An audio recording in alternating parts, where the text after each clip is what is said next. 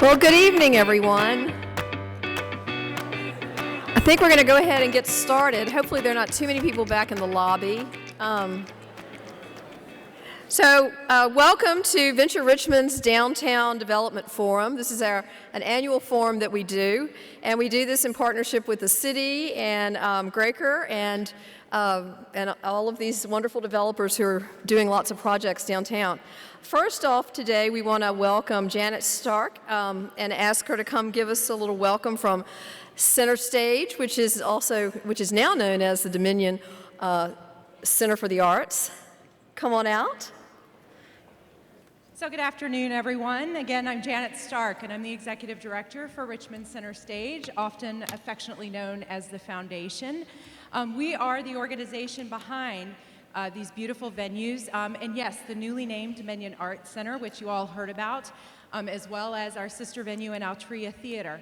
And so I just wanted to greet you. We're so glad to have you here today. It's a wonderful time and audience to have here, particularly with the Development Forum. And just remind you, too, that we, Richmond Center Stage, are the foundation behind. We're the 501c3. And our mission really continues to be about providing diverse, local, and world-class performing arts, transformative arts education for students of all ages across the Richmond region, and inspirational venues, all to really strengthen the economic and cultural vitality of the greater Richmond region. And so how do we do that? We do that through the preservation and maintenance of these venues. The Carpenter Theater, which everyone knows was restored in 2009, a recent recommission of the Altria Theater, and a major capital campaign that we began and ended in 2014. And many of our other venues, the Dorothy Pauley Square, which contains our Rhythm Hall, the Libby S. Gottwald Playhouse, and our Showcase Gallery. You know us as home to more than a dozen resident companies that include the Symphony, the Opera, the Ballet, Quill Theater, Alegba Folklore Society, and the Richmond Forum, who calls our Altria Theater home. And through our Bright Lights education initiatives, we're working not only in the venues of Center Stage here at Dominion Arts Center and Altria Theater, but we're working out across the region in the city of Richmond, in Chesterfield, Henrico, Hanover, Goochland, Powhatan, and New Kent, actually bringing artists and the arts into the classroom to strengthen learning and teaching. And so we do all of that with a mission to really strengthen, again, the vitality of the greater Richmond region, to make it a wonderful place to live, work, and play. And so again, I just wanted to say hello, remind you that we're here, remind you that these beautiful venues are available for use by your companies and corporations, and we do a lot of that throughout the year. We invite you to come back and utilize our venues, to come see our performances, and to learn more about our programs. But for the time being, have a wonderful afternoon. We're so happy to have you here. Thank you. Thank you so much, Janet, and we're so excited about your leadership here. I also want to welcome Frank Martino, who's the president of Graker this year, and we really have loved partnering with you all the last 2 years. Thanks for being here. Thank you. Good evening. I'm Frank Martino. I work for LF Jennings, a mid-sized general contractor, but I'm here this evening on behalf of Graker. I'm the president for 2016. Graker stands for Greater Richmond Association for Commercial Real Estate. We were excited to be involved in this event last year and honored to be asked to be involved again this year. This is exactly the type of event we seek to bring to our members. Graker provides opportunities, professionals in all disciplines relating to commercial real estate to network and socialize. We have two great events coming up. Well, we have a lot of great events coming up this year, but two worth noting. We've got an oyster roast in October, and we've got an economic impact of beer to our community coming in May, which should be pretty interesting given everything that's going on and some that they're going to talk about today. So please consider coming to our events and possibly joining. Thank you. Thanks. And it's sort of been the year of bikes and beers, hasn't it, Frank? Thank you. All right. Well, we're going to start with, we've got about 18 developers here with us tonight, and we're going to cover about 55 projects. And we're going to start with Trina Lee from CarMax, who we're so excited to have here and so excited about CarMax coming downtown. Okay, so thanks for having us. I'm here to tell you a little bit about the lowdown on CarMax coming downtown. I hope y'all are familiar with CarMax, but if you're not, I'm going to tell you a little bit about us. Really, this move downtown is about revolutionizing car buying yet again, which is what we did in 1993 when we founded CarMax. First store opened on Broad Street, and we were founded by Circuit City. We opened our stores with a mission and purpose to drive integrity into the automotive industry through honesty and transparency. And believe it or not, people thought that that couldn't be done. But we've been widely successful, and now today we have more than 158 stores nationwide, more than $14 billion in annual revenue, more than 22,000 associates in all of our stores and our home office here. And then we currently have 1,600 openings across the country. And that really brings us to the Digital and Technology Innovation Center, which we're opening up downtown. We have about 50 openings currently at CarMax, and they're going to be focused on the technology sector. Not all of those associates, but many of them are going to be coming into this space. It'll be about 100 to 150 associates coming in. And this is really about the future of CarMax. About 90% of people that come to us come through online or the mobile device. And this is where really the future is going to be for us in innovating our business. And we're committed to relentlessly innovating the customer experience. And the way that we're going to be able to do that is through this center. So the folks that are in this facility are going to be focused on continuing to seamlessly integrate our online and in-store experience. And we really felt like the best way for them to be able to do that is to provide an environment that's going to feel a lot like a startup and have a very entrepreneurial spirit. And we really think that by providing that environment, that workplace environment, it's going to fuel the innovation into the future. So just a couple of pictures. These are walkways into this space.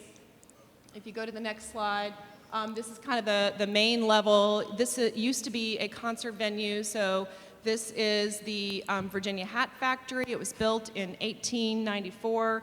We are going to be leasing 26,000 square feet.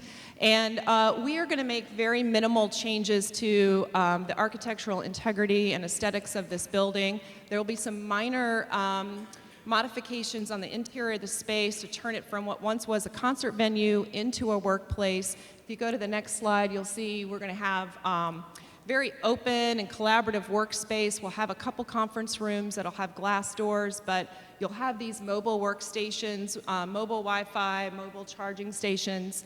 And so there's going to be minimal change. We're going to really enjoy the hardwood floors, the tall ceilings, the wood beams. On the outside, we'll be really making no changes. And then you can see we have the luxury of these beautiful patios and walking out to the canal walk, and we hope to be moving down there later this summer. Very excited. Thank you. Well, we are so excited to have you all, and you know, downtown is just the center of innovation and creativity for the region, so I think it's a perfect location right on the canal. That's right. Thank you.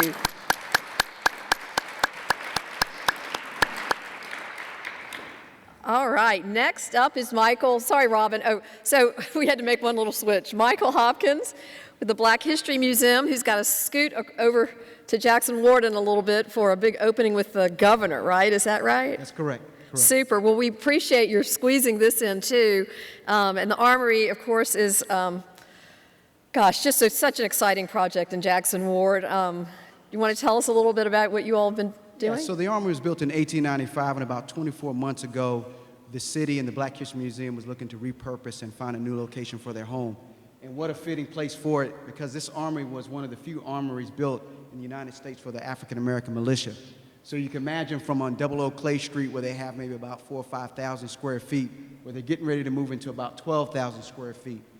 That's a picture from the beginning. Some of you may know the roof collapsed from the top of the building all the way down to the first floor. We had to repurpose, restructure it. In the back of the building, where we put a 5,600 square foot addition on the building. We underpinned that building, and there was not one contractor in the city of Richmond that would undertake it with us. We had to get a firm out of North Carolina. That's how delicate it was. And if you could imagine trying to hold up a building built in 1895, not knowing what the footings were. The building, actually, we replastered the purpose. On the first and second floor, that's the main hallway. If you go in there now, that's all refurbished plaster. We had maybe about 5 or 6 guys from the community that really were older guys that knew how to repurpose plaster. We set actually the job training initiative. If some of you may know, the city requires you when you do projects to have Section 3 initiative, job training. We set the record of having the most individuals trained on this project, from electrical to plumbing, HVAC, painting. And also on the top slide, if you go in the museum, which will be open in about 30 days, we're doing soft openings. The second floor up there, we repurposed all those chalkboards. We took them down, we took them off site. All the windows were repurposed. There are no new windows in there. All the windows DHR required us to repurpose. This is just the outside signage. Baskerville was the architect. Emerge Construction was the contractor. The building has illumination all the way around. One of the key things about this museum I think everybody needs to understand is that the whole first floor is audio-visual. If you go in there, we have the only touch monitor wall that has 56 sensors. So you can set and put about 20 people on a screen wall that runs 40 feet long and pull up history. So the way we designed the museum is the first floor is really for interactive for people as young as 4 to about 13 to 16. The second floor of the museum is really for more static stuff. They have traveling exhibits. There's a community room that's associated with the museum, and that community room is really designed to generate revenue. A lot of these museums are repurposing, and so part of the mission as a developer was to come up with a financial sustainable model, and we have a very good sustainable model where they have programs. One is this fundraiser where the governor's going to be in a minute where I have to go. We do have historic tax credits. We have a lot of historic signage that we put out there. What else was the next slide? The wrought iron. Wrought iron. We resaved and repurposed the front wrought iron. All the interior doors are refurbished. Elevator goes from the basement to the top. There's a catering kitchen in the inside. There you go. That's a repurpose where we had to put the chalkboards. And we did things like we had to save the wall. So one key thing about this building where we demoed the back of the building, it was time for what could we do with the back wall, so we left it as it is. But as you go into the museum on the back side of St. Peter Street, where we demoed the building, we repurposed all the brick, and that's the new retaining wall. So when you go there, all that old brick back in the 1800s has been repurposed for the handicap ramp. And, this is a good story. So what we did is, this museum has a cafe. And so what we did is we took the actual Woolworth sign that was down here in downtown Richmond, and it actually mimics the city. So you have the flavor. Part of the museum, what we wanted to do is, since it was small, we used every bit of the footprint to tell a story. You got the Box Brown? Oh. So one of the quick ones is that some of you might not know the story about Box Brown, then I'll wrap up. Box Brown was a slave, and what he did is he was giving the slave master $10 a month to not sell his wife. And so he's from Richmond. He was working. One day his wife was sold. He got so distraught that he actually put himself in a box and he shipped himself from Richmond to Philadelphia. So what we did with the elevator is we made the elevator the historic story of Box Brown. So when you go into the elevator, you'll see the historic story of Henry Box Brown. And there's a lot of documentary in Europe. They do plays about him and everything like that. So those are kind of different things we've done, like the bathroom has got historic content in it to tell about the segregation. So when you come to the museum, from the beginning to the end, you'll be educated on Richmond's Black history. Yeah, that's awesome. It's a beautiful building, and the exterior lighting is gorgeous. We've had a little preview tour of it, and it's very impressive, Michael. And so is the training that went on as part of the project. Thank you all so much for your dedication. Have fun tonight with the governor of the greatest city and the greatest state. Okay, next up, Robin Miller. Robin, aren't you glad I'm putting Manchester first today?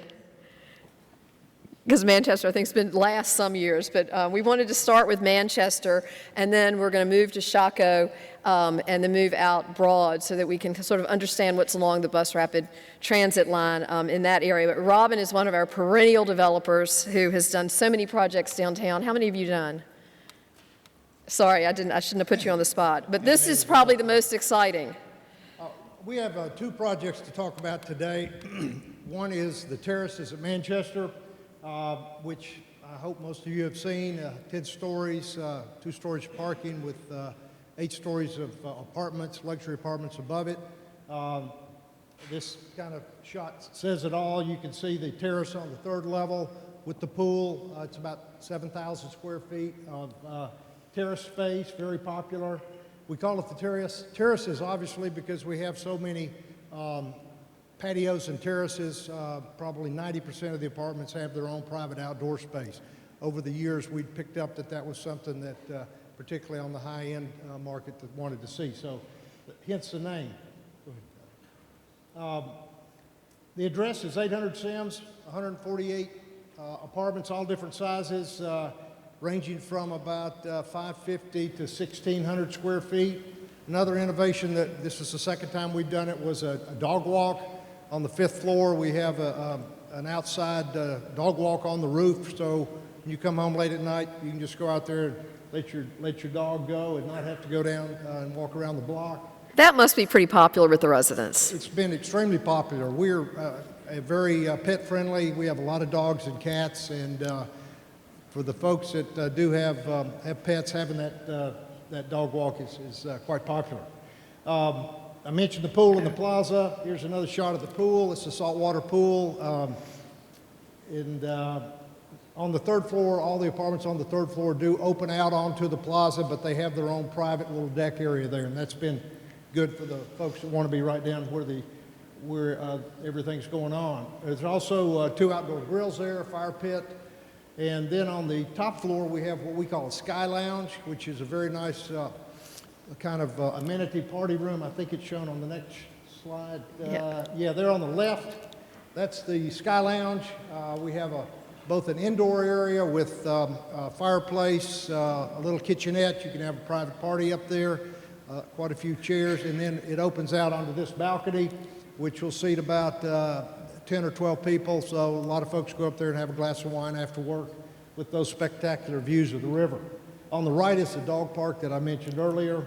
Again, a new and popular item. And then we're doing from 148 units, we're back down. My partner Dan Gecker and I have quite a bit of small single-family lots in Manchester. So this is on Porter Street, 1109, 1100 Porter. It's 2 attached duplexes, which are really more or less a single-family home with an in-law apartment on the 1st floor. Something else we've done new that unusual for Richmond, that has a double drive-under garage that you enter from the rear. So the first level is a double drive-under garage, a small efficiency in-law apartment, or for those of us that have kids out of college, it's also ideal for the boomerang kid. If they come home, you can put them down there and they're not right up in the middle of your apartment. The double drive-under garage, 1st floor efficiency, and then something else we've done for the first time, the top floor, it's a 3-story building, but there's a 4th floor roof. And as you can see, the stairs there go up to this roof. The entire surface is a walkable, usable roof, spectacular views of the city. These are the views right here. And this is a couple of other unique things about this particular project. It is Earthcraft certified, and for the first time we've done, this is what is called net zero adaptable, meaning we built it to net zero standards. We just haven't added the solar panels on the roof yet. We're not sure whether the buyer will want to do that or not, but the little pipe sticking up there is where we've roughed in so the solar panels could be added very easily. 2 other quick points. We're not on this slide, but we're getting ready to start this year a project called Manchester Green, which is also on Porter Street. It's an entire city block. We'll be phasing that project, more owner occupants. We're pushing to have more owner occupants in Manchester. And we're also looking at, it's been a long time since there's been a new condominium project. I personally believe that condominiums will be coming back, particularly for baby boomers that want to downsize and get back to the city. We can find some bankers that'll lend us the money on that. So we've started our preliminary work on that and hope to have a design put together sometime this year. Thank you very much. Thanks. Well, that's exciting news. Oh, whoops, I forgot. All right, Ed, another perennial developer. Thanks for joining us. Thank you, Lucy. And you want to give us a little update on the Edison Apartments, one of your signature, Sure. or your best building to date, right? Your biggest? My name's Ed Solarz. I'm with Genesis Properties. And to give a brief overview first on Genesis, we're a family-run company in Richmond, and we own about 2,000 units. We've done about 20 deals in downtown Richmond. I'm going to talk about 3 deals today, one of which we finished in 2015, and then 2 others that are still underway. Right here is the Edison Apartments, which this high-rise right here is the original Dominion Virginia Power headquarters. It's built around the turn of the century. We came in with a group out of Virginia Beach, Armada Hoffler, who's a REIT And we JV'd with them to purchase the building, took over the note, and then began an historic rehab, which completed just about a year ago. So last year when we did this forum, we were just finishing it up. Right now, we're 100% occupied, I think 98%, but it's performed really well. I'll tell you a little bit about it. If you look up on the left, this is a typical apartment. Very nice finishes. We're getting about $2 to $3 a square foot, depending on the size. We've got 1s, 2s, and 3s. And it was a challenge to put this together. We had this 14-story tower right here, along with a 7-story annex next to it, and then a 350-car garage. So these were 3 different buildings constructed with 3 different building types at 3 different times. We had Walter Parks come in, and he brought them together seamlessly, which was a pretty big feat, considering ADA restraints, historic tax credit restraints. Even little things like the floors on one building used to have a ramp that lined up with the other side that now makes all of those things very challenging to do. So we're glad the project's complete. It's a real success. We're proud of it. It's gone well. Next one I want to talk about here is in Manchester. This is an interesting story for us. Right here is the building. You see this at Bainbridge and Commerce. Now, about 5 years ago, we relocated our headquarters from Midlothian to Manchester. And we purchased about a city block that had an old historic tobacco warehouse. It's the original spaghetti factory.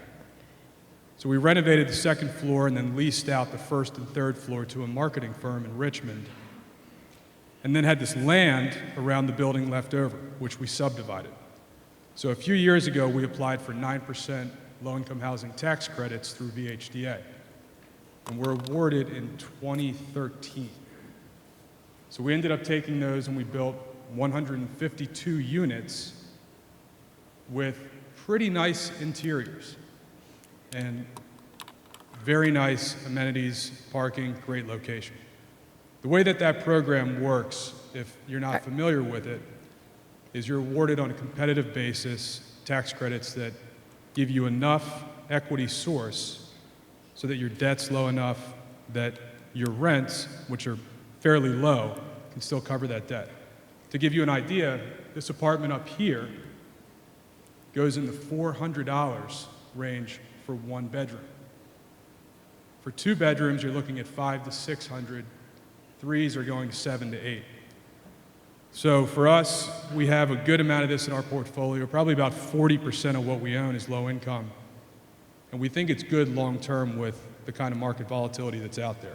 Well, and we like having that as part of the mix for downtown, too. Sure. It's very important, yeah. Sure. So now when was that completed? This one is about 95% complete. Okay, okay. MGT is the contractor. We've got probably a month or 2 left. We've started leasing up in phases. Great. And we're about 70% leased at this point. Super. So it's going very well. We can't lease them up fast. Yeah, no, that's great. We like hearing that from everybody. And then the final one here is Shockoe Valley View Apartments Phase 2. Now this is a deal that we put together 5 or 6 years ago. And this was on a few acres of land in Union Hill. So we had owned the land under low density zoning and had some older aging units on the property. So we went and rezoned it for a higher density and went to 238 units on parcels that were on either side of Cedar Street. It's right up at Cedar and Mosby, which at the time was kind of an aggressive move, but it's turned out to have gone pretty well. The first phase here, which we built and completed about a year ago, is fully leased up. It's running much higher than we anticipated. And it's a really nice project. We've got 151 units. We've got some unbelievable amenities. We've got a beautiful pool. We've got a clubhouse right on the pool.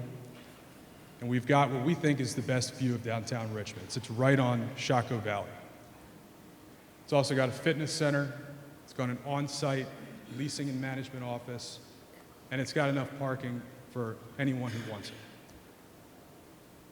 The rents are decently priced. We're getting about $1.50 to $2 per square foot for ones and twos.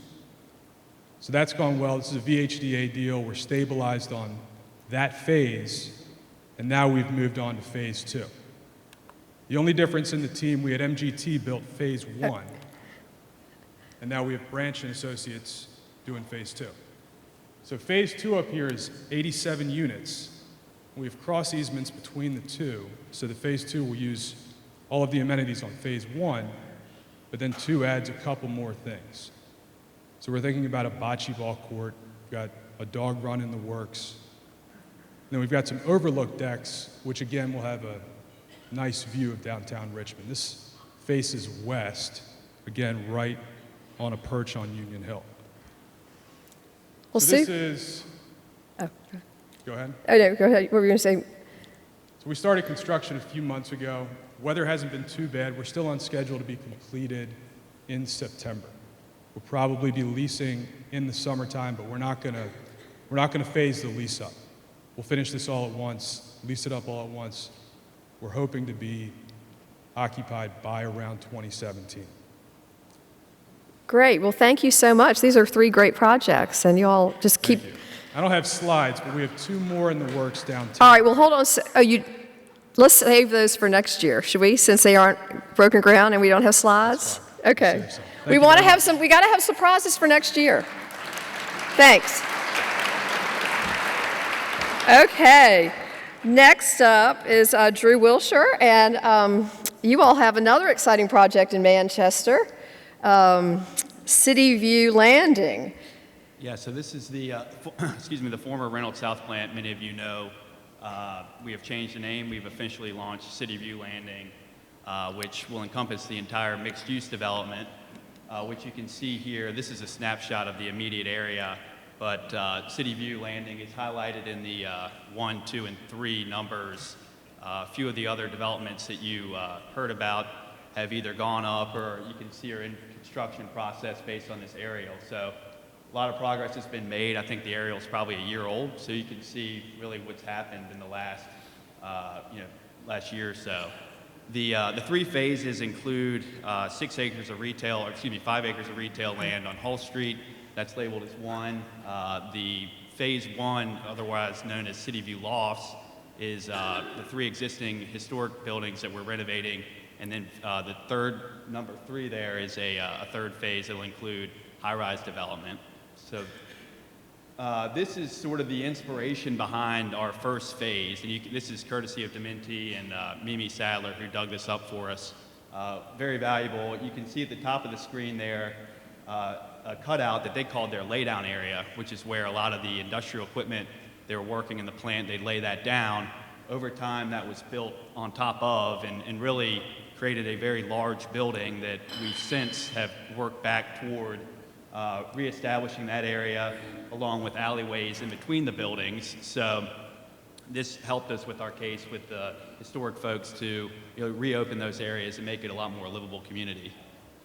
This, again, shows that sort of same angle. You can see the stats there. We've got 219 apartment units in 3 buildings. The first building, Building A, which is up on 7th Street, has 41 units. The second building, Building B, has 80 units. And then the last building with the pool and what's now kind of in a U shape has 98 units. The 20,000 square feet of commercial space, that's up on 7th Street, so the front of Building A. We've actually leased 17,000 of that to 3 different tenants, 2 of which are now in and operating: MGT Construction, our construction group, and Altex Consulting, which is a website company that they consolidated some space out of Henrico County, which was a good win for the city. They're in now, and we've signed another lease. So those are the stats. This is some progress pictures. You can see you got to flip your perspective around now, and you're actually looking the rivers at the bottom of the screen. You can see this is before we really started any demo work back in July of 2014, and this is kind of what we started with. And fast forward a little less than a year, you can see where we've kind of cut open the area there in Building C. And moving forward to about a month ago, we've now got, really the areas are cut out, the alleys are cut out. You can see the roofs are on, we're watertight. The first building was delivered. First tenants moved in February, so the building A has 41 units. And this is some finished space here. The office tenants I mentioned, Authex Consulting's there in the middle, MGT Construction is on the left. You can see, if you can see it, they built a mezzanine space there, which actually turned out pretty well, and then a finished apartment unit there on the right. So that's the first phase, and we've got plans for the future. Hopefully, next year we'll be able to report on some future development. But essentially, what we have planned is on the 5 acres of retail. You can see in the top left, that perspective is some lower density. We've got the ability to build on top of what is 70,000 square feet of ground floor retail space. We could go up to 5 stories there, so that could make way for another 135 apartment units or so. And then on the area kind of down in front of Legend Brewery, many of you all overlooked on that deck. That's the 2 high-rise sites there. We do have a POD approved for the 210-unit high-rise apartment building, which would be probably the next phase that we would kick off on this particular part of the property. And then the office building there, which we've got planned, trying to lure somebody like a SunTrust or another lead tenant to kick that off. That could be as much as 350,000 square feet. Super. So how fast are the apartments leasing up? Are you getting some good feedback from? So we've got 5 of the 41 leased now. We delivered the beginning of this month. So it's been a good time. The site itself looks a little, you saw that in January, the site's not as welcoming as it will be in a little while. But the first units were delivered. The residual 180 or so will be done by July. And that'll include the pool and the rest of the amenity space, which really, along with the parking, we feel like are competitive advantages when you can consider it versus the rest of the competition. Right. Super. Right. Well, thank you so much. Yeah, can't wait to see those units. All right, next up is Jeremy and Connell, and this 7 West project is pretty cool, Jeremy. Thank you. Yeah, so this is 7 West. I think everybody tonight is going to be competing for the best view of the city, but I think we might have it here. This to put you oriented to the city, that you can see the Manchester Bridge there in the back. This is right at the foot of the Manchester Bridge. We're 1 block from Legend. So basically, if you imagine the view of the city from Legend's patio, we have the identical view. It's comprised of 12 townhomes, so these are for sale units. They are all roughly between 2,800 and 2,900 square feet, all 3 stories with a mezzanine level, and all have a rooftop patio, and as well as a patio from the main living area. We'll see a slide in a second, a view from the inside looking out. So that's the view that you will have from your living room. This is the open space. The entire 3rd level is open. It's the kitchen, dining, and living space. One of the key features on the project is our very prominent stair system that goes a full 5 floors. It's open top to bottom, very industrial style. It's going to be a key element to the project.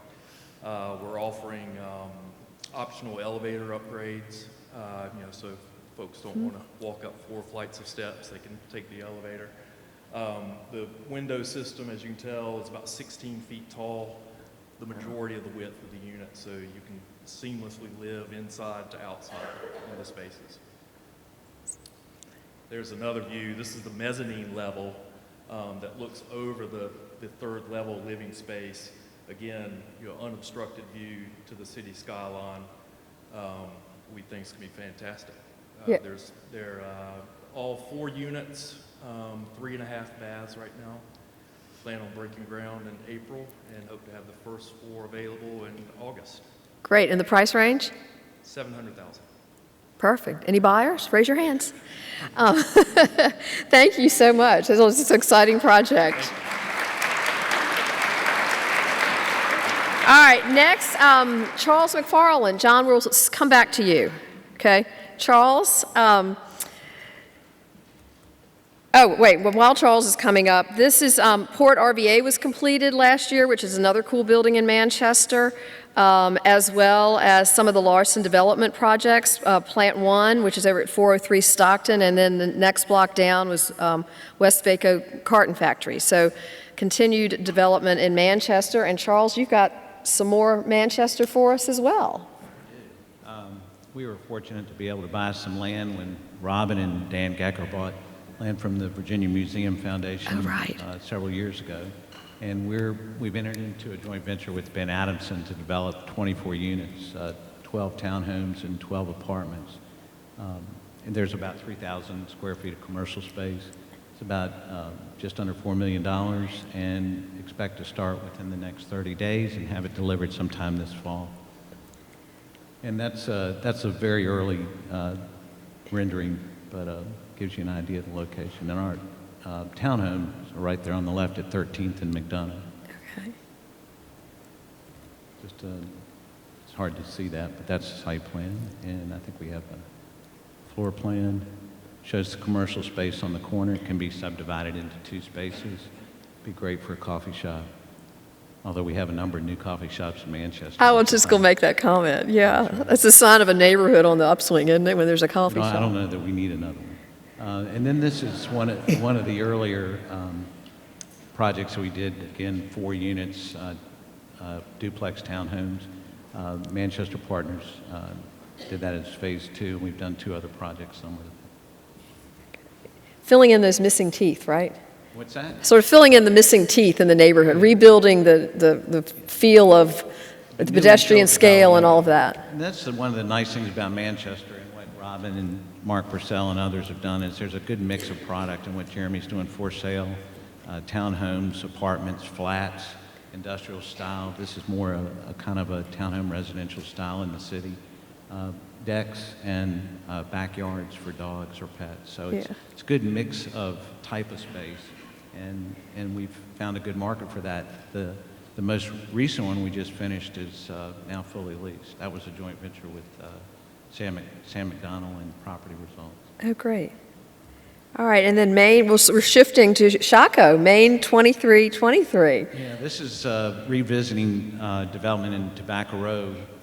We started this, we purchased these buildings and land from Forest City back in 2012, and we tried for a period of time to develop them as office space, and we're not successful in landing the large anchor tenant that we sought. And there were deed restrictions that Forest City put on that property that prevented us from developing it for multifamily. And fortunately, with some help from some friends, we were able to repurchase the deed restriction, have it removed, and we subsequently were able to design and develop the property as apartments. 71 apartments, about 5,500 square feet of commercial space. We do have 28 parking spaces on site, and then we included as part of this development the lot that is next to Millie's, which has been sitting with a chain link fence around it for many, many, many years. Well, the chain link fence is finally down. It's been fenced with ornamental fencing. It's nicely landscaped. It's about to be paved, and it'll be secure off-street lighted landscape parking for 82 spaces that'll service the commercial tenant and the apartment tenants in this project. Just a little bit of history. The buildings were tobacco warehouses, Whitlock branch of American Tobacco, subsequently Lorillard Tobacco, P. Lorillard Tobacco, which is now based in Greensboro, I think just purchased by another tobacco company. And one of the buildings was designed by Duncan Lee, who's a famous Richmond architect who designed the addition on the Governor's Mansion and many other fan properties as well. About a $9 million investment. We just opened it within the last 30 days. We have, I think, 6 tenants and another 12 moving in tomorrow, 1st of March, and I think we have another 6 or 8, maybe 10 leases in process. So we're about 35–40% leased at this early stage, which is nice. Super. You can see, we tried obviously as historic tax credits and DHR and National Park Service requirements to keep as many of the historical characteristics and features of the building. It has a nice courtyard between the 2 buildings, which we've developed as a deck, an amenity space, a pool, That's a it. courtyard, and that's it. And it's not finished, so we didn't take a full picture of it, but you'll see another picture later. But a lot of windows, a lot of large open windows and views of the pool area. That's it. They're working on the pool today. Hopefully it'll be finished shortly in time for the warm weather. There are 2 industrial walkways connecting the 2 buildings, and we decided to keep those as open walkways, and it's really kind of cool. During construction, they were a little rickety to walk across, and I can tell you a few lenders didn't enjoy that walk, but it's really neat space now. Yeah, it's a beautiful building. A lot of those were the older industrial doors, which kind of kept in place and then put storefront glass in. Fire door. I didn't realize it. Back up to that, Lucy. But you can see this. That's a cloth clothesline, and if the building caught on fire, the clothesline would burn and drop the weight, and the door would close. That's how those fire doors close, and that's still an operating fire door, but it's pinned in place. But it was actually working in working order when we purchased the building. Well, that's some good trivia. And then you can see kind of a lot of glass, a lot of light, and all the usual things you expect in a tobacco warehouse. Yeah, they're great. The windows are just great. And the hardwood floors. That building is very interesting.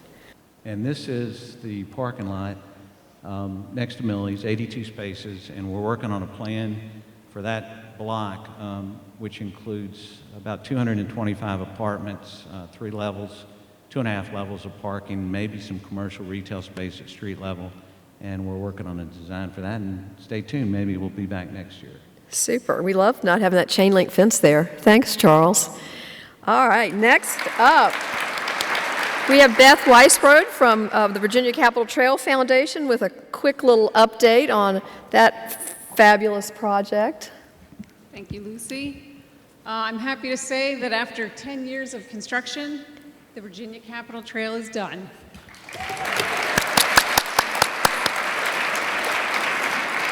We had a nice little ribbon cutting on October 2nd. You might see some familiar faces in there. It was a big night. A lot of elected officials packed the room, which impressed them, which was a surprise. It was Hurricane Joaquin's night here in Richmond, so that's why it's inside. So here is our map of 51.2 miles of gorgeous asphalt. It starts in Richmond and goes down the historic Route 5 corridor that if you haven't been out there yet, I urge you to get out there as soon as possible. It's worth it every minute, every step of the way. The Richmond section starts at Dock and 17th and goes down Dock Street. It's 10 foot wide of asphalt. This is Shiplock Park, which, as you know, we renovated a few years ago. And the section that goes just outside the railroad trestle as you head west into town. As you continue further east towards Rockets, it goes out along the river. And that's a beautiful bridge across Gillies Creek and the future site of the Stone Bistro, which I think will be a very popular spot along the trail. We are continuing to build out the enhancements, benches, bricks, bike racks, rain shelters, bike fix-it stations, and most importantly, porta-johns. You're the first presenter that's ever had a porta-john in their presentation at the Downtown Development Forum. As part of the finished product, right?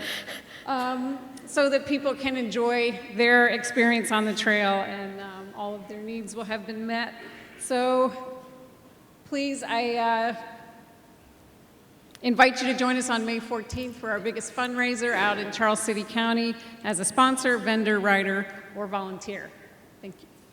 Thank you. And we've got Seven Hills Brewery that's open just at the end of the trail in downtown Richmond. So all those bikers like to get a beer after biking. And next up, we've got Brian White, another perennial developer. Thanks for joining us, Brian. Hi. Yeah. We are here with 2 projects that we're currently working on under construction. We'll start with what we are calling the Overlook, which is at the right near the corner of 19th and East Main Streets. We're going to operate it. We do all our architecture in-house, so our rendering game is not as strong as some of the other folks here. But you get the idea. We get the picture. Immediately to the left of what you're seeing there is the old Philip Morris headquarters that we have developed into 310 apartments there. We have another 130 right behind this building, so it'll fit in well and be managed as part of that community. It's 78 units of new construction. It's going to be 1- and 2-bedroom units. With the completion of this property, we're going to have 518 total units as part of this little community there in that little one-block area. So it'll add some nice density to the neighborhood and make it an efficient property to manage, which is good. Some other folks may have mentioned, but what we are seeing is that people are renting longer, staying in apartments longer than they used to, waiting longer to buy a home. So what we are trying to do is to meet that demand by having some larger units with some nicer finishes for folks who might have previously been ready to move into a house, but now might be living with a significant other, having a pet, that kind of thing, getting ready to maybe preparing to move on to the next phase of life, but would like to have a nicer place to live and to call home for a while rather than going from a 550 square foot apartment to a 600 square foot apartment next year. It's a taller building, one of the taller buildings in the area. We're doing 8 stories. We have one that is actually a little bit taller than that. It's an old historic building right next to it, so it's still in line with a lot of the older buildings around it, but it adds some nice density, which we need in the area to help bring commercial and retail development along. Total investment is a little over $13 million. It's an expensive project, especially without historic tax credits and a real estate tax abatement, but we think we can make it work nicely. And it's, not much to look at right now, but we believe that we're going to have some units ready to lease by the end of the summer.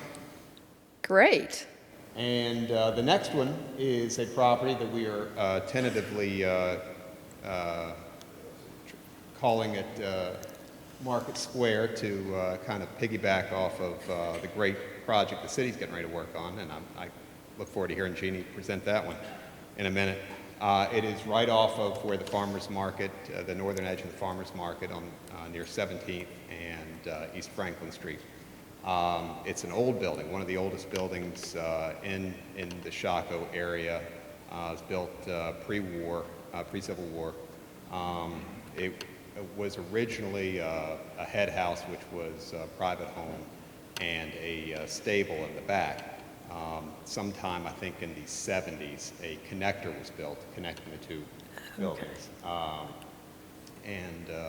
It's about 14,000 square feet. We're going to turn that into 17 apartments.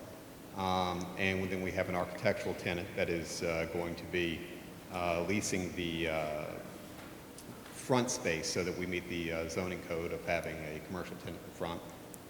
They're already in the building, just not quite in that space yet. So we're looking forward to having them all settled. And we expect to have those first units ready in just a few weeks, probably by the end of this month. Super. Well, we'll just click through real fast, but you've got your, oh, so that's the picture of it. That's what it looked like a few weeks ago. Yeah, it's a pretty building. And then Oh, yeah, we've just got a couple. real soundbitey. Real quick. A couple buildings that are on tap for next year. That ridiculous, that huge long building with the ridiculous garlands that have been hanging there off of Hermitage and Oglebrook.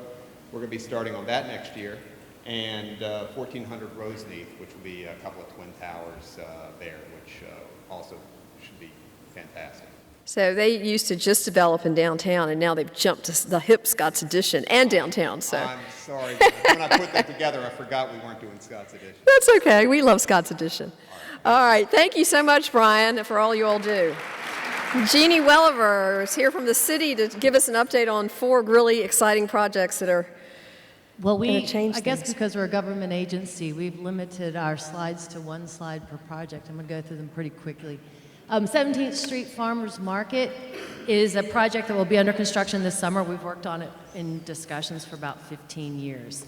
And the project is to turn this into an urban plaza. The people in Chaco, we've had many community collaborative conversations. They want a living room, they want a public space. The restaurateurs wished for outdoor dining. So we started this community collaborative conversation in 2014. And I think, and I said it before at the Planning Commission, we've incorporated every single public comment except one gentleman that wanted a children's slide into this project. We received some inspirations from Los Ramblas in Barcelona and Bryant Park and in New York City, if you've ever been there as well. So this is just a shot looking down the street, and we've removed the bollards that are in this view, but those are the former streets that you're looking at.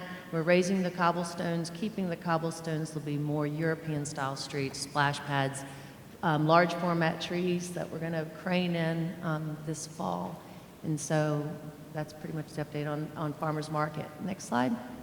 This is my favorite conversation, if anyone knows me. We've worked on this project for 25 years. This project is a 30-year project. I've worked on it about half of my life and stayed at the city to finish it up.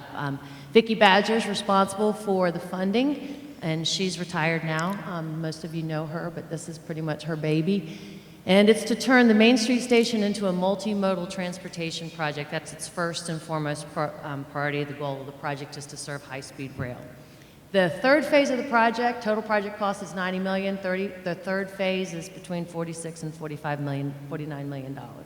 And it is the full-blown rehabilitation of the train shed. So the picture on the left, you've seen it before, that's at full completion, full build-out of high-speed rail, about 32 trains daily, activating the western trestle for the southeast corridor trains.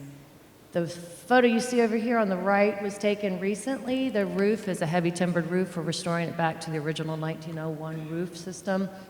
The upper monitor of the roof, if any of you have driven by, is going on now, standing seam metal black roof.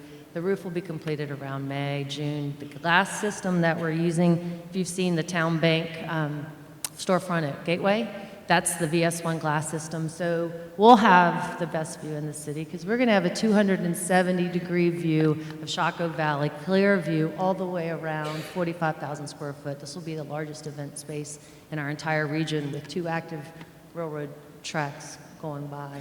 So some of you have toured it. If you'd like a tour at noon, please contact me by email or Lee Downey or anyone at the city. And they'll get over to me and you can come in at noon, but we'd love to have you. Just real quick, because this is such an important project to bring Chaco Bottom back online. Fred Hopkins, who's the architect, lead architect at SMBW, you may know him, he may be here tonight.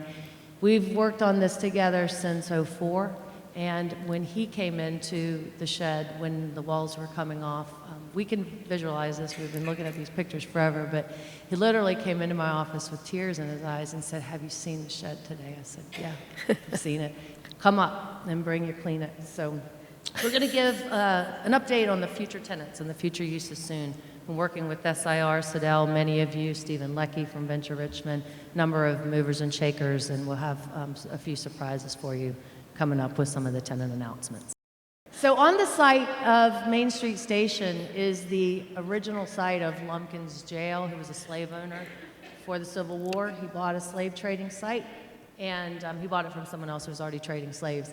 But what we did in 2006 is we did some test pits to determine if Lumpkin's Jail was about 8 to 10 feet under soil and if there was any archaeological remains that we could uncover. And we started with $13,000 and found in these test pits under the guidance of James River Archaeology that yes, it existed down there. So we raised more money. State of Virginia was a great partner. And this was the site uncovered in about 2007, 8, 9. We recovered it and with geotextile fabric so we can uncover it in the future. This site was the most historic archaeological finding in the United States in the last 50 years per Smithsonian Magazine. The project's been highlighted in Smithsonian twice.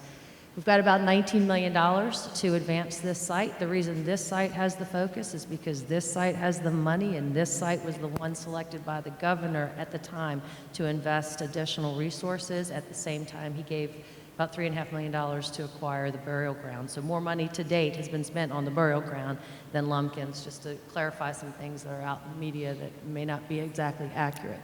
The community collaborative process was called Richmond Speaks. It was about an 8-month process where we reached out into the community to get everyone's opinion on what should be at this site.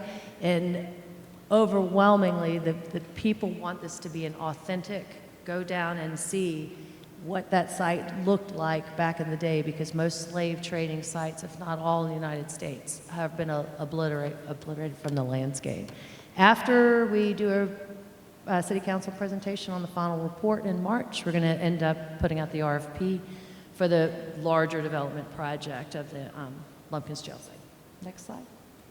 And then staying down in Chaco near the river, this is the Tyler Potterfield Memorial Bridge. It'll be completed in the fall of 2016. And there is a public meeting, if you guys can come to this, on March 3rd at 7 p.m., Virginia War Memorial. The riverfront improvements, this is a major project to advance the riverfront plan and the riverfront improvements that are also under our planning department and Mark Ollinger's staff as well. So that's pretty much the update. Super. Well, and the construction that's underway for the dam walk is wonderful. And I love it that we had to take a break during the spawning season, Right. To respect the environment here and allow the fish to do their Whenever thing. fish So spawn and you that was one of the holdups. But Right. fall 2016 is great. Yes. Yep. 2017 will be great too. So, Thanks. so there we go. Thank you. Okay. Thank you so much, Jeannie. All right.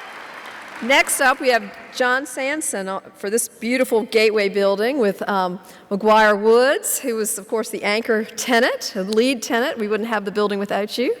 That's right. Thank you, Lucy, for the invitation. I must be one of the few non-developers in the room, so I have a captive audience. Lucy asked me to come and bring a perspective of a tenant in a new commercial structure in Richmond, and I'm thrilled to do that. So I am John Sansom. I'm a regional office administrator with McGuire Woods.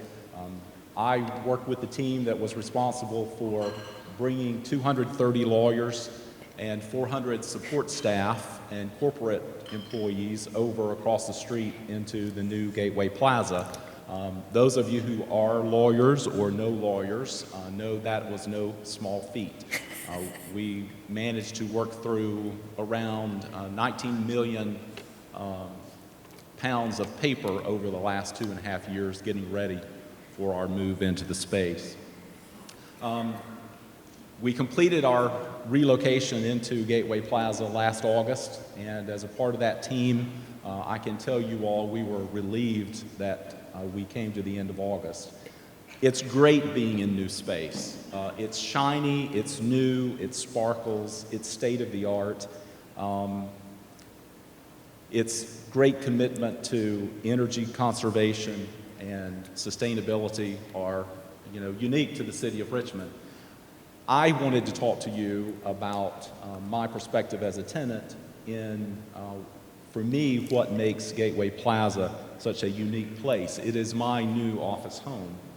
And in a very real sense, for me, Gateway Plaza is a work of art. And I have the pleasure of working in a work of art every day that I come through. So, in a real way, Gateway Plaza grows out of the history of Richmond, there in the Great Turning Basin as a part of the James River system. It captures the spirit and the energy of the river, and then from the river uses that energy to inspire great thinking, new thought, and the ability to be creative and a creative spirit that I think is important to the city of Richmond. So our next slide, this is part of that art.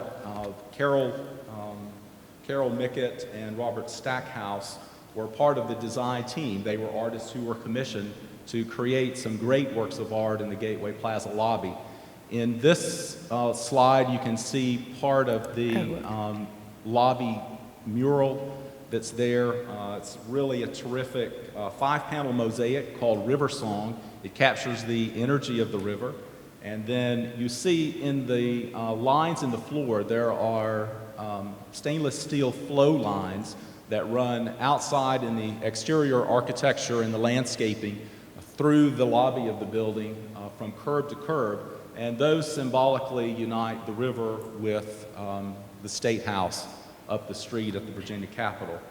And then the other third piece that is such a great part of the art at Gateway Plaza is the lobby sculpture. Some people see in that sculpture maybe an upturned hull of a ship or a boat, but the artists themselves tell us that this illuminated glass and stainless steel piece of art is really there to symbolize light breaking through a gray clouds or a gray sky to illuminate the way. And that is called Clear Passage. You know, from a business perspective, the success of any project is based on timelines and budgets and return on investment. But from a human perspective, and that's the perspective I bring as a tenant, the success of Gateway Plaza for me is the ability for the space and the structure to inspire you to bring the energy of the city, to create inspiration, to you know, help you create and thrive and be a part of the great ideas that will be a part of the next generation of Richmonders. So if you haven't had an opportunity to come and see Gateway Plaza, come down and see it. It's great. It's a great place to work, and we're so thrilled to be there and be a tenant in the building. Super. Well, thank you so much for being here tonight, and we're excited to have you all there. It's a beautiful building, and we're glad to have Town Bank and CCA and other tenants that are in there. And next up is Brooks Lawson with the Monument Companies, and you all have a lot of projects going on. Absolutely. So let's help me pick up the pace. We'll zip through some of these. We'll okay. go quick. I'm Brooks Lawson. Just looked at my with Monument clock. Companies, more specifically Legend Property Group. We had an exciting 2015 and are looking forward to 2016. In 2015, we completed the biggest project we've done to date, which was 8th and Main, which is at 800 East Main Street. It's a joint venture between the Monument Companies and Howard Kellman of the Edison Companies. 195 residential units, 8,000 square feet of commercial space. There are 220 secured garage spots, some nice amenities that you can see on the next slide. Really nice gym, pool table, ping pong, foosball room, and there is also a rooftop pool. Completed just in time, December 2015. The total investment there was $32 million.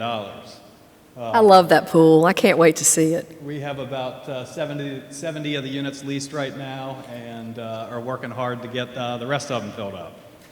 The next project, scheduled to be completed late April of this year, is Matrix Midtown at 119 South 1st Street.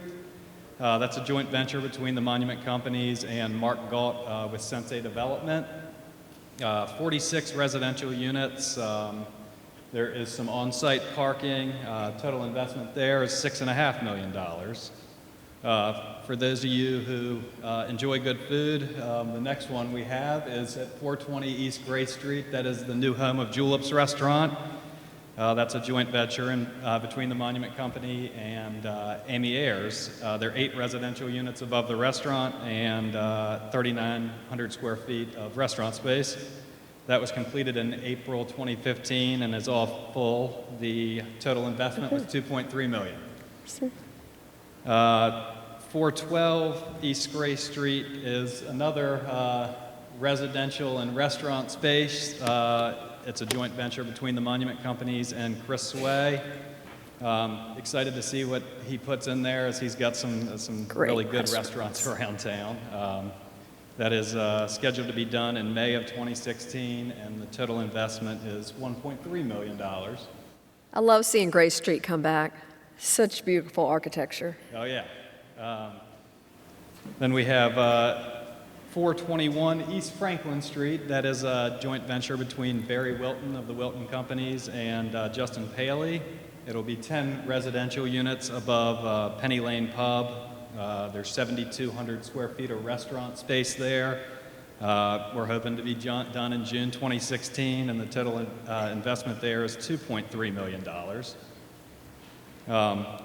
And finally, 117 to 119 West Broad Street, there is currently the Metro Sound of Music there, which will be staying. There'll be 28 residential units above that. Total investments $4.2 million, and February 2017 is the completion date. So did you know that Richard Gere has played the piano on the upper floor in that building with Mark? Right? I did not know that. Some more trivia. Star power. That's right.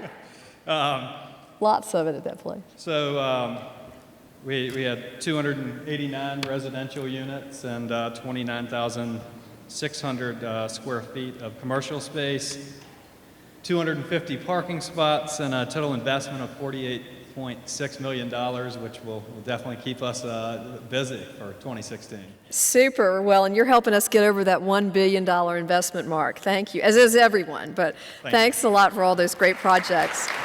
And while Ted Ukrop comes up, there's some other projects in that area. This is the Centennial Building that's going to be converted to more residential.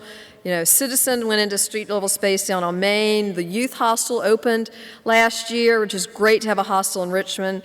On Gray Street, we've got more development. 93 Octane redid this cute little building. And Rappahannock Oysters opened the Oyster Saloon next door. And this is going to be Visual Chefs, 404 East Grace, another beautiful Gray Street building. And Pop's Market opened on Grace. And then we've had Bell and James open down at 7th and Main. And the Hampton Inn and Suites open at 7th and Main, as well as the Homewood Suites. So a lot of projects happening. And then we've got Luca? How do I pronounce that, Ted? Luca, a new restaurant going in the Barry Burke building. So just a lot happening there on Gray Street and in the general area. And Ted, I added a whole bunch of images in here just for fun. So Ted Ukrop with Quirk Hotel. Well, thanks for doing that, Lucy. My PowerPoint skills have not progressed since my training class in 1991. So thanks for doing that. I was going to suggest you go to quirkhotel.com, or better yet, go get a drink after this at the hotel. But anyway, we being my family has owned this building on 201 West Broad Street since 1997. It was the J.B. Mosby dry goods store. It was a department store. Starrett and Van Vleck were New York City architects. They're a preeminent department store, turn-of-the-century architects. They did Bloomingdale's and Lord & Taylor and Saks in New York City. So it's a 1916 building, Italian Renaissance design. For this project, we purchased 207 West Broad Street, the contiguous building next door, which was the Tompkins Toy and Bike Store. And the reason for that was it was a boutique art hotel, and my wife had a gallery for 10 years, just one block west on 311 West Broad Street, so we combined the two buildings. Just so you know, I am really not a developer, nor am I a hotelier. So I thought this would be a great idea to put a hotel in downtown Richmond, knowing nothing about it. Having said that, I'd like to give a nod to the great team that we put together. And I'm not going to be a NASCAR driver and go through everybody, but it was really important for us to put a team together from the very beginning while we were still coming up with the plans. And that included the contractor, the architects, the interior designers, the hotel operator. Christian Kennery with Bank Street Advisors co-developed the project with me. And really, this doesn't happen without Christian. So I just wanted to give him a special nod. So here it's Quirk by the numbers. We have 74 rooms and suites, 2 conference rooms, each with the pre-function space, 2 rooftop venues. We really only had one originally, but the federal tax credit folks made us lop a room off the roof. So we created another rooftop venue.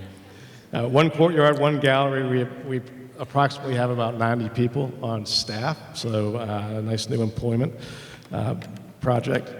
This has been a lot of fun. 164 articles were mentioned in the press over the last year and a half. A lot of great stuff from local press, but we've had a lot of really wonderful national press, as well as Richmond. About $20 million total investment, 70,000 square feet, 2 buildings, as I said.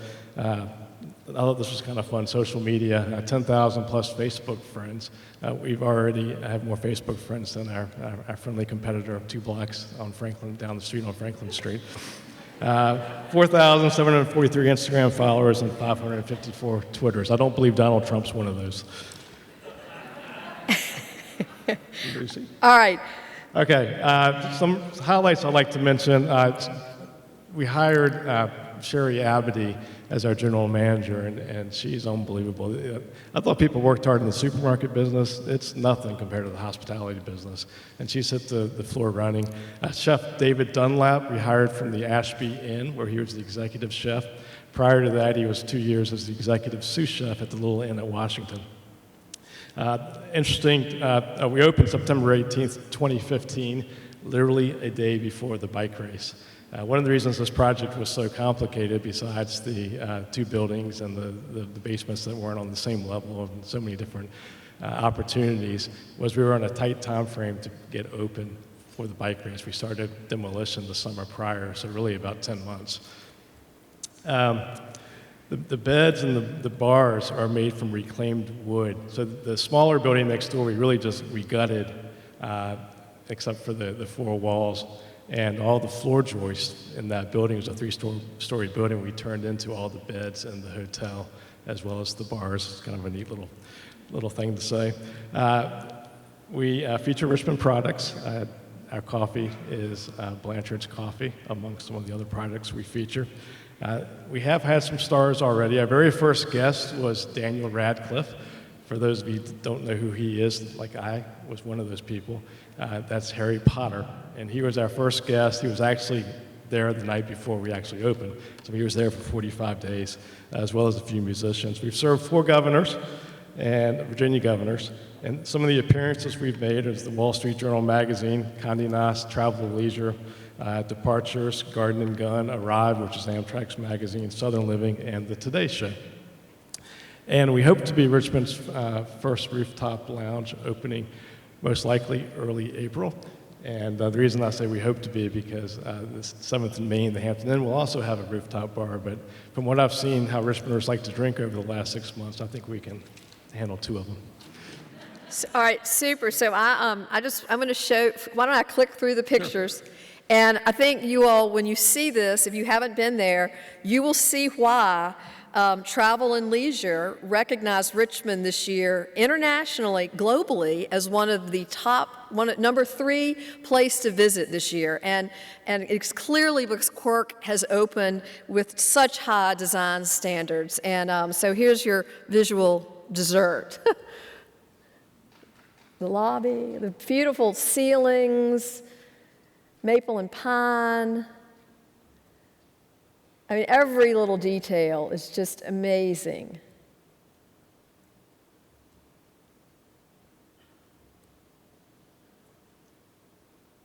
The art, it's just, so no wonder, do not disturb, right? Where'd you get those pictures?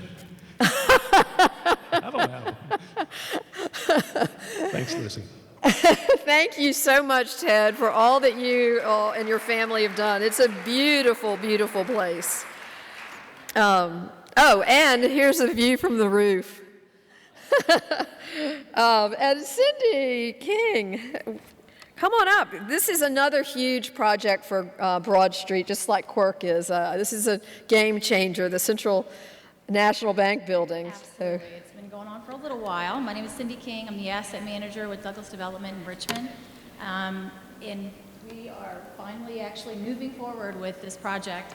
We have 200 residential units. We have studios, 1 bedrooms.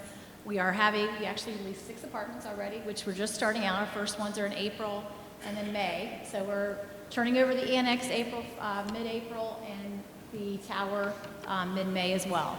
VCU, we got some applications for VCU dentistry and different areas, so we're really excited.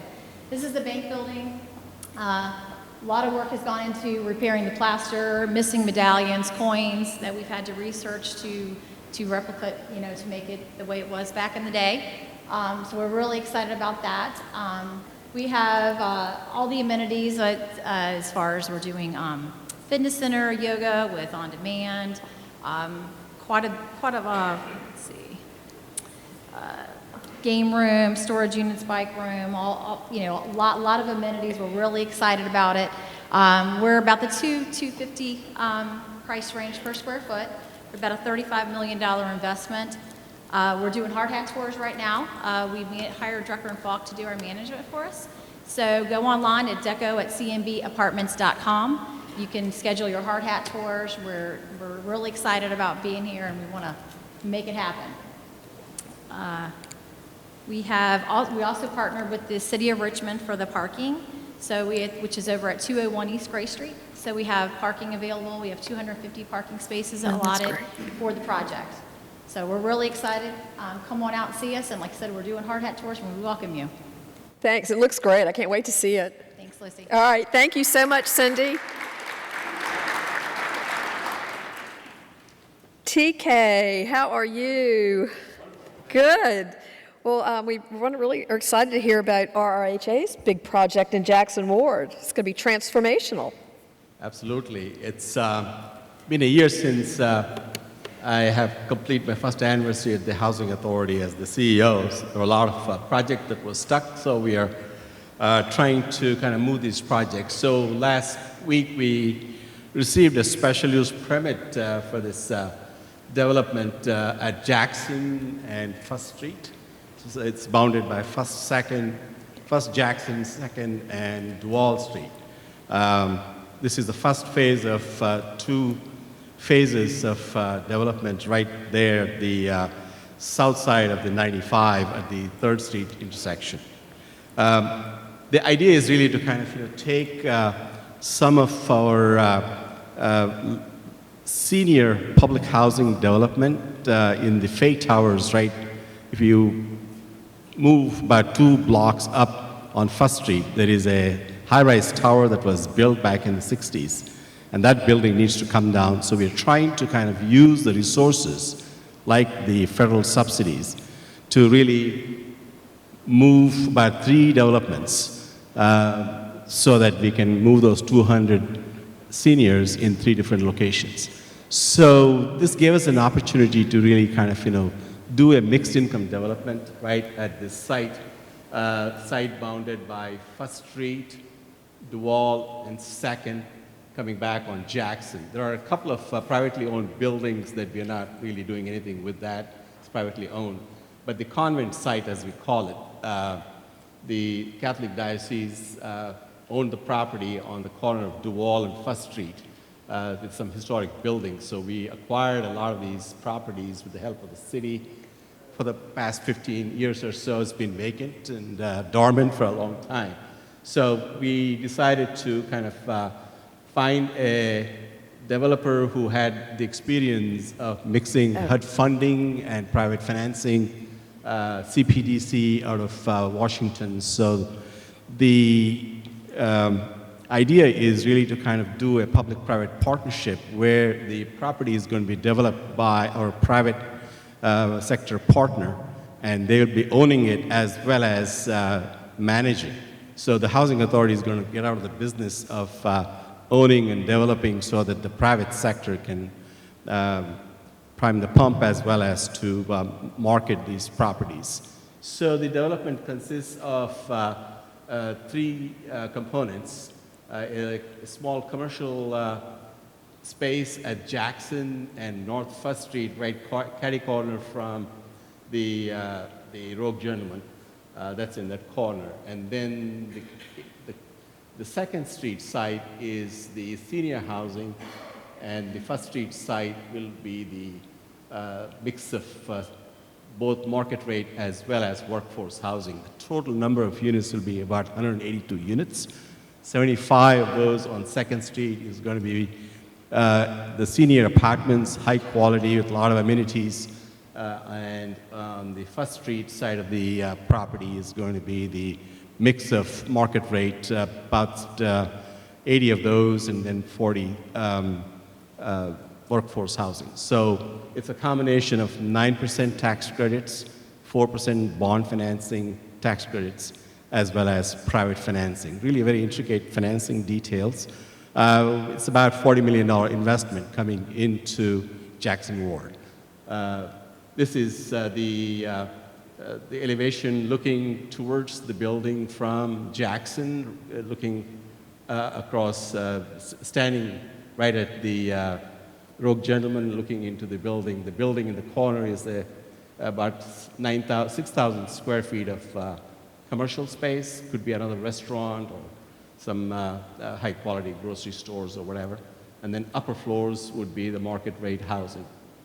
Going around the block, this is at Duval and First Street. These are the convent buildings that we bought, and there was also a bell tower that the church wanted to kind of make sure that we kind of used it in this development. So what you see is the development, the rehab of the historic building into market rate housing, and then the architecture of First Street really kind of complements the historic architecture of the Jackson Ward. So we really had a good 6 months of dialogue and negotiations so that we could get unanimous approval from the Jackson Ward Association. This is the corner of Duval and 2nd Street. This is the entrance to the senior housing. It has a 4-story look. Modern amenities and a nice lounge and a lot of common spaces built with a lot of brick and hardy plank materials. The interior of the senior apartments is going to be very similar to what you see in the marketplace, but it'll rent at affordable rents, no more than 30% of the income. Many of the senior houses, senior families have less than $12,000 of income, so we can really kind of rent these at the level because of the federal subsidy that comes to the housing authority and to the developer. The market rate will have a lot of wonderful, nice modern amenities, including the gym, computer rooms, and interiors of those spaces will be very appealing to the workforce in downtown. The parking is going to be in a deck at the street level, and I believe this is the rooftop elevated courtyard on top of the garage. So this is really going to be exciting, and I think as we kind of move forward, just heading north towards Gilpin Court, there are a lot of opportunities to really kind of take some of those land to kind of bring about a wholesome transformation and making sure that people who live in a lot of the existing apartments can have a place in a mixed income development. That's going to be the new thing that's going to be happening in Richmond. Yeah, it's a great mix and such a significant project for Jackson Ward. Thank you all so much. We can't wait to see it come out of the ground. Right. Thanks. Yeah, thank you. And Mitzi Lee from VCU, how are you? I'm good, thank you. Good. I am just going to go through some updates, some progress on some things that we reported on last year. This first slide is an office building that was completed in February, and we began moving in the VCU occupants, which includes some administrative office space, global education. It covers English as a second language classrooms for that purpose, and also a Walmart on the ground floor. This is actually a development that I am really proud of, because if any of you were around in the 80s, I was not really around there in the 80s, I was somewhere else, but there was a 12-car surface parking lot there, and there was a 1-story office building, had been something like pizza movers and copy place. So I look at that and think, wow, underutilization. And given the kinds of needs that we constantly face, this was just a no-brainer for us. So, the next one is Grace and Broad. This is a purely VCU capital project, residence center. It is the home to what we refer to as living learning centers, focused on leadership and innovation for approximately 411 students. The nice thing about this is bringing more of the students into that core of Grace, Franklin, where you have our high-rise apartments, or I'm sorry, more traditional dormitories, and then apartments along Grace Street, and then some on Broad. So you're going to find those to be more concentrated in that area. We're not looking to go out beyond where we are with student housing. So. Great. The pride and joy of the athletic department, the Basketball Development Center. This is sort of our first foray into the Carver neighborhood. Worked with the neighborhood to get their consent to allow us to come in. It is a state-of-the-art practice facility, approximately a $25 million investment. Cabell Library, we talked about this a little bit last year. It's new construction and renovation, and if you haven't been up close and personal with this piece of art, you need to check it out. I think that there are ways that you can get in the library and take tours. But it is an amazing state-of-the-art facility for VCU, and someone talked earlier about inspirational places, and that is kind of what I am seeing a lot of here, and also at VCU. It's a really important thing for us, is to be in places where we can be inspired. Children's Hospital of Richmond Pavilion, fondly referred to at VCU as CHORP. It's approximately a $200 million project consolidating all of our pediatric clinics and adding the 600 parking spaces desperately needed in that sector. The next one is Media General Building, recently acquired by the VCU Real Estate Foundation to provide a home to the Office of Development and Alumni Relations. Total that we have in this project is about $5.5 million. That is all acquisition cost and renovations, which will end up being fairly modest, including all of the furniture. This project consolidates about 125 staff who are located in 5 different locations, mostly in old houses, of which you know we own a lot. Those facilities tend to be very inefficient for traditional office activities. So we're really excited to be able to help the development office with this project. The police headquarters, VCU has entered into a long-term lease. It doesn't look so state-of-the-art right now because it does look kind of like it used to look. We're not doing a lot of exterior renovations, but inside it will provide a state-of-the-art training facility for the VCU police. And the VCU police are coming out of what was once called on Gray Street, the Newgate Prison. So any of you who were running around I remember that. bar hopping in that period of time, you may be familiar with that. And then last, just want to let you know that we are coming up out of the ground now with the ICA. It's very, very exciting, about $35 million in, and opening late in 2017, sure to be an iconic gym for VCU. And we'd love to have the forum there, too. Thank you so much. That's great. The Pulse, David Green from GRTC. How are you? Good, thank you. So the Pulse really is will connect all of those projects we've just seen. We're going to do our best. It'll be great. So just out of curiosity, how many here have not heard of this project? Not many? So, well, yeah, this is definitely a different time than 2013 and 2014. I remember attending this event a year ago and talking about how there weren't many updates provided about the project after we were awarded that Tiger grant, but I almost feel like I need to apologize now for the complete opposite. There's been a ton of media attention over the past year, particularly over the past several weeks leading up to the city council meeting, so it's nice to see transit slowly becoming coffeehouse conversation. I actually vaguely remember a time when people around town thought BRT stood for Be Right There, so we've definitely come a long way. This is a map of the corridor, 7.6 miles. It's not changed much at all since the last time I shared it with you. It begins in the west out at Willow Lawn, travels primarily along Broad Street into the downtown area, south on 14th Street, and then turns onto Main Street, traveling east out to Rockets Landing. There are dedicated lanes in 2 sections of the corridor, dedicated median lanes in this green section of the map running from Thompson down to about Fouché Street. So the two center lanes of Broad Street will be dedicated at all times for buses only.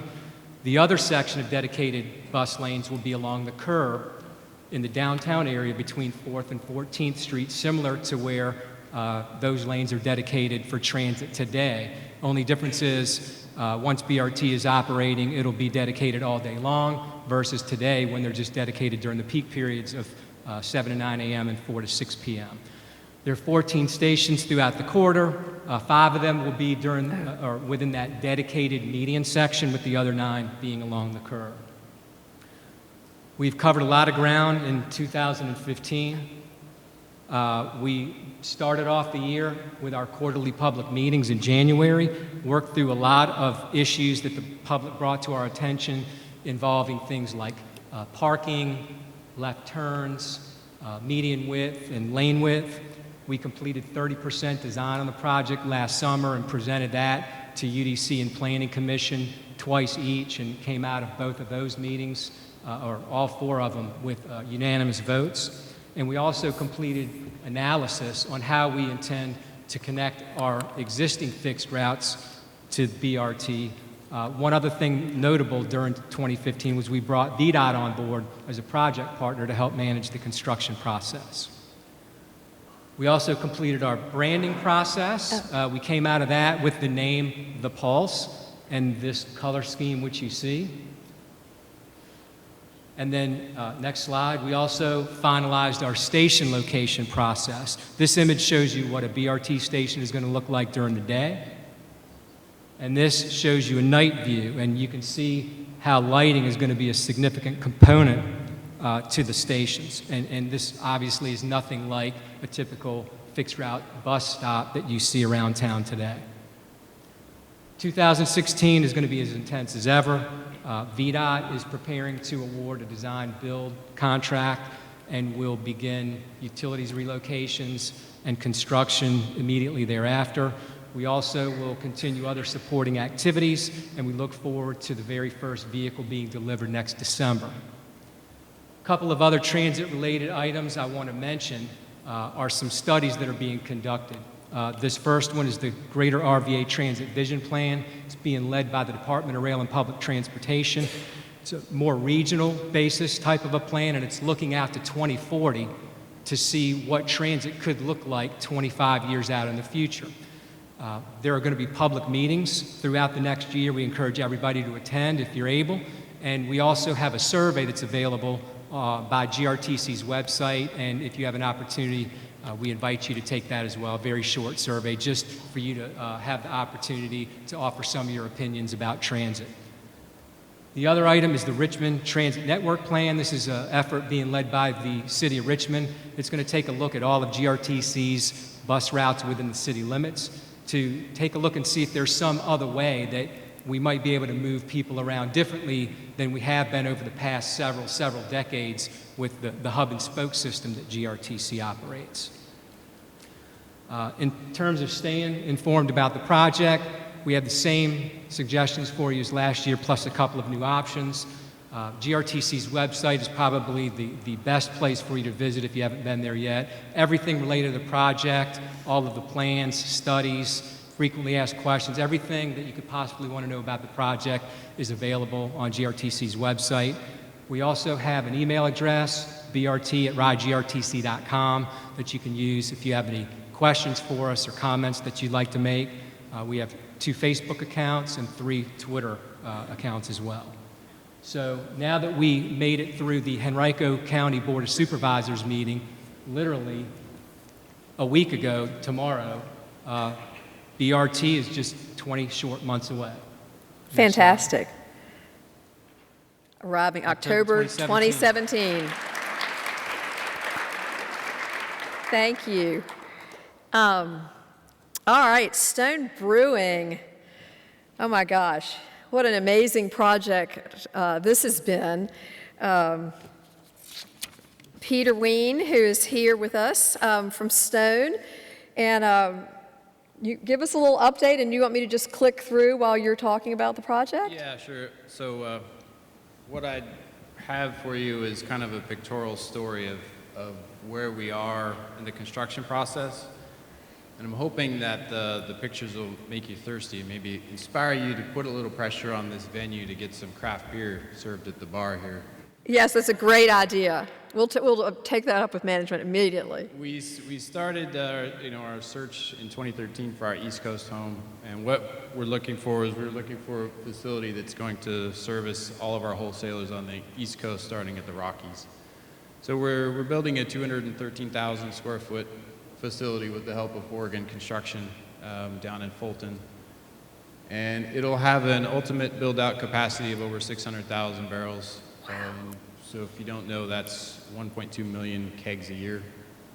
And we're going to hire 88 people at full production. So some of the challenges that we've had, we selected the site in October. We began our design process right away and broke ground in April. With anticipated startup date of April of this year. So construction and installation of all the equipment and commissioning in less than a year, or just right at a year. We had to deal with a lot of equipment deliveries and building construction at the same time, which means things like putting on a roof and taking it off, and then putting it back on, and then taking it off, and then putting it back on for the final time. This shot here is our tank farm, which is one of the more significant parts of the build. The deck up there is 4 feet thick of concrete. It's almost 16,000 square feet. Holds 40 tanks. Each one of those tanks weighs about 200 tons or 180 tons when they're full. So underneath the ground, there's also a 4-foot thick slab to support the weight and some 1,500 piers or something like that. The building was all precast concrete, so we had other challenges around learning or figuring out where we had to put all our openings for process equipment. I really didn't care what it looked like so much as making sure that I could get all of my malt transferred and my beer moved across the facility. This was actually the final day that we had the pour. This was our concrete pour. We brewed a special beer for it in our San Diego brewery, shipped it out, called Concrete and Coffee Stout, which, little known fact, is became our Americano Stout, which is out now, that you can find in stores, hopefully near you. More pictures of that event. We got occupancy, temporary occupancy of the retail and office area about a week and a half ago. So we had our soft opening, which was very well received. It's amazing how you put something on Facebook or Instagram and you get lines out the door. We're closed on Mondays and Tuesdays. The store will be open. Official opening is this Wednesday, excuse me, on the 2nd. And production is scheduled to start late April for brewing, and then for packaging middle of May. So by the end of May, early June, you'll be able to drink some fresh stone beer brewed in Richmond. And this is where your garden, your restaurant. This is the roof of the bistro building, the terminal building, which is right by the Capitol Trail and on Dock Street there. So we put this mural on top of the bistro for the bike race. So there was some shots of the bike race where you could see there's a good-looking guy there, has a much shorter beard than somebody else. This is a brewery we did with Ardent.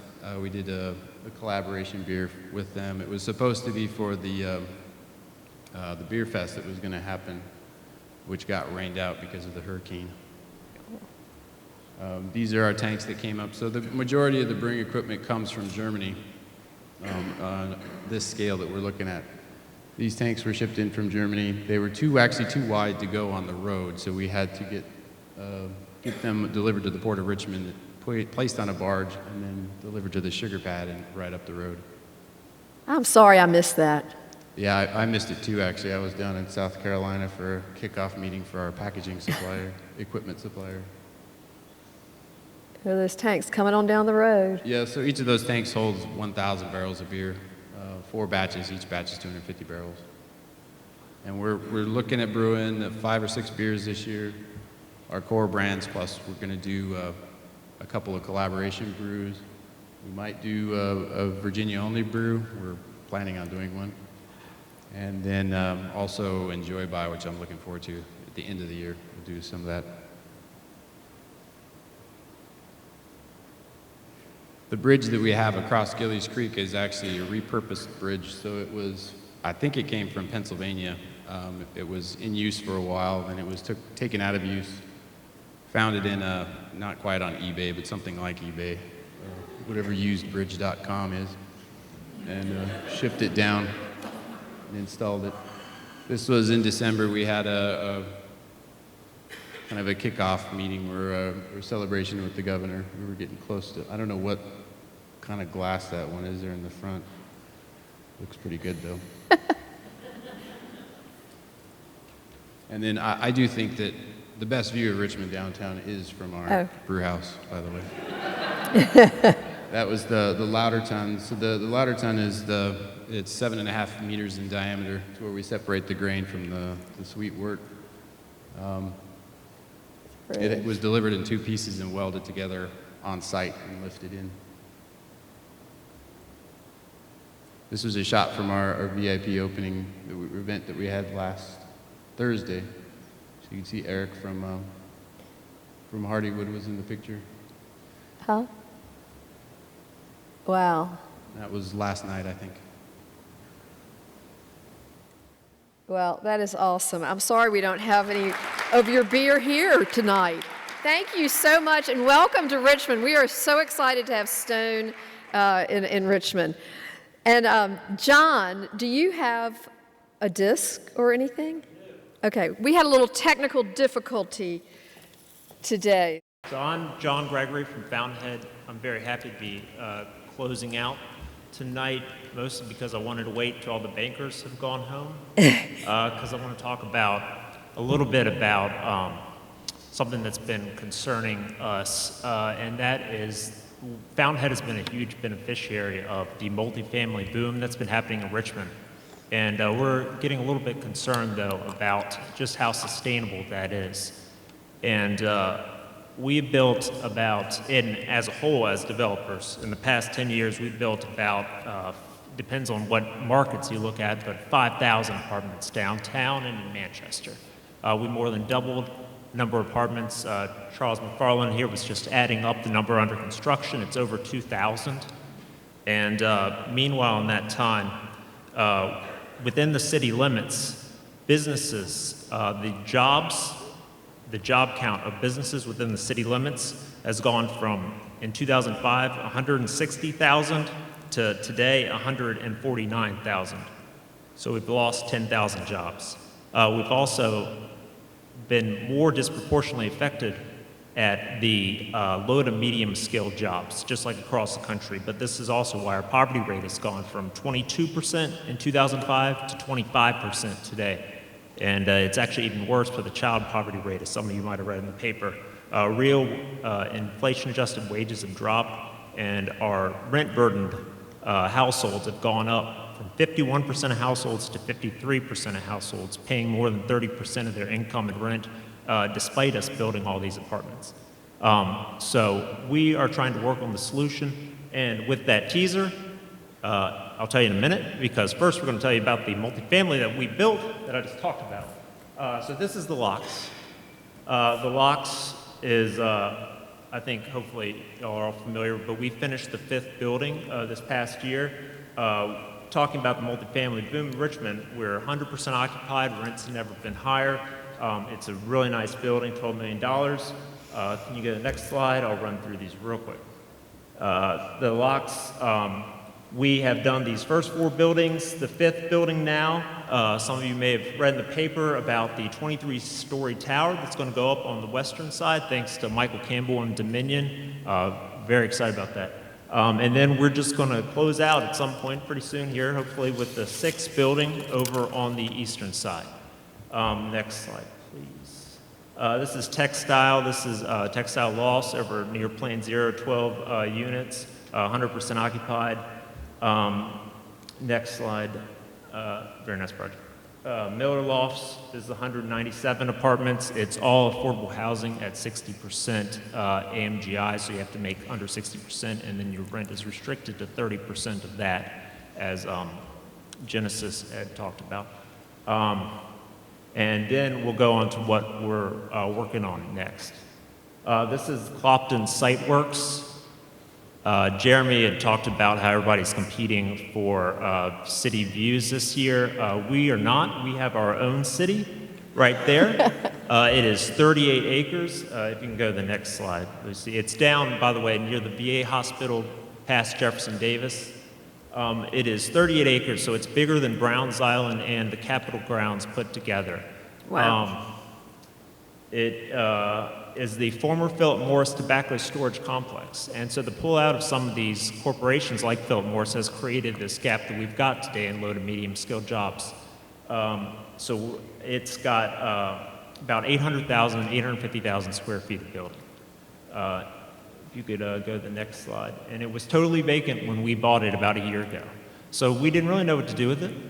We started renting it out, said $2,200 a warehouse, 20,000 square feet, come one, come all. We thought that people would come and store some stuff in there.